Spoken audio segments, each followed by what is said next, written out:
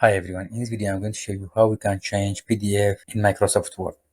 You see here I have this PDF. If I open it, it shows it's like this. If I want to change it, for example, I change its name, just open Microsoft Word, then from File, Open, Browse, bring your CV. It's in desktop, this one, just select it, open. Yes, now it's editable, you see. For example, I change its name to ENG-School. Also, you can change anything you want, as you see here. After changing, just from File, Save As, Browse your CV, number one, change it to PDF. Just save. Yes, you see?